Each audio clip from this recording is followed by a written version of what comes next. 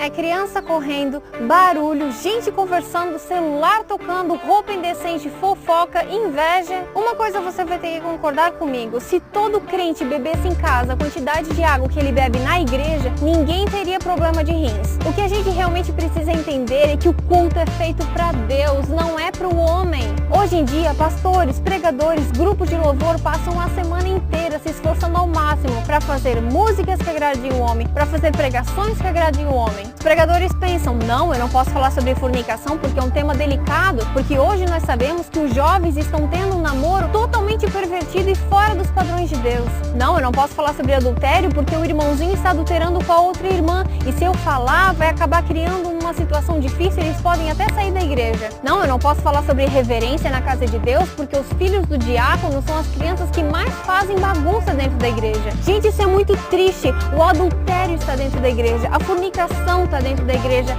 a indecência está dentro da igreja. Tem pessoas que não se situam que estão na casa de Deus, acham que é um clube porque entram lá de qualquer jeito, ficam falando alto, ficam no celular. O que está acontecendo?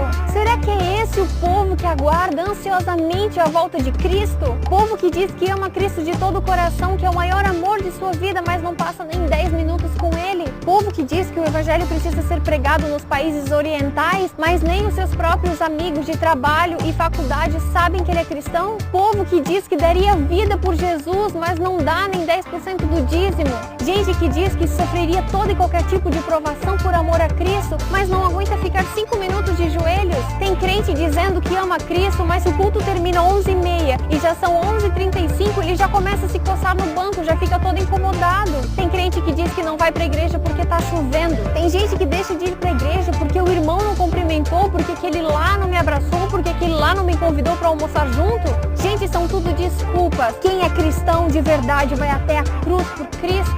Quem realmente ama Jesus, independente se a igreja está cheia, se a igreja está vazia, se a igreja tem bancos estofados ou se tem que sentar no chão, ele vai continuar ali porque ele ama aquele que um dia morreu na cruz para o salvar. Tem muito cristão dando desculpa esfarrapada para Deus, como se ele acreditasse nas nossas mentiras e não conhecesse a intenção do coração. Cristão de verdade, se ele está em cima, se ele está embaixo, se ele venceu, se ele perdeu, se ele está bem, se ele está mal, ele adora. Porque cristão de verdade tem plena consciência de que o nosso lar não é aqui. O que nós temos que entender é que o inimigo ele está empenhado em fazer o possível e o impossível para tirar toda e qualquer pessoa de dentro da presença de Deus. Porque ele sabe que um cristão de joelhos coloca um exército do diabo no chão. Tudo é para Deus, o culto é para Deus, o louvor é para Deus, a nossa ida na igreja não é para receber, não é para sentar no banco e pensar: o que a igreja vai me oferecer hoje? Não, você está ali porque você é um adorador, você é um servo. Tem muito crente querendo ser servido, sendo que nem Cristo veio para essa terra para ser servido, mas ele serviu e deu a sua vida em resgate por muitos. Deus está chamando uma geração de cristãos que realmente coloquem no coração esse senso de urgência de que a gente precisa mudar. O número de cristãos cresce assustadoramente cada dia mais e parece que quanto mais cresce, mais nós nos acomodamos, mais nós tratamos as coisas com descuido. Nós precisamos entender que igreja não é um clube, a gente não pode ir com qualquer roupa, falar qualquer coisa, se comportar de qualquer maneira e fazer as coisas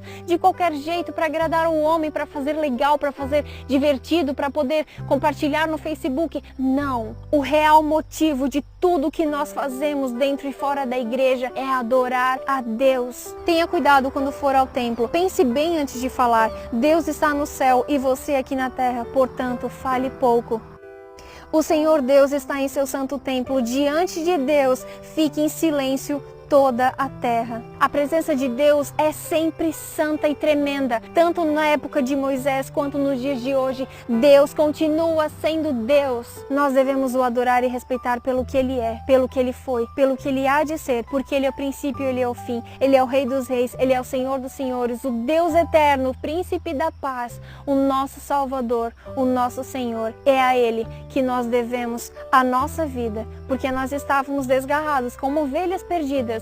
E Ele veio, morreu para nos salvar, nos dá esperança e a sua presença se faz constante em nossa vida. Vamos valorizar essa bênção para nós.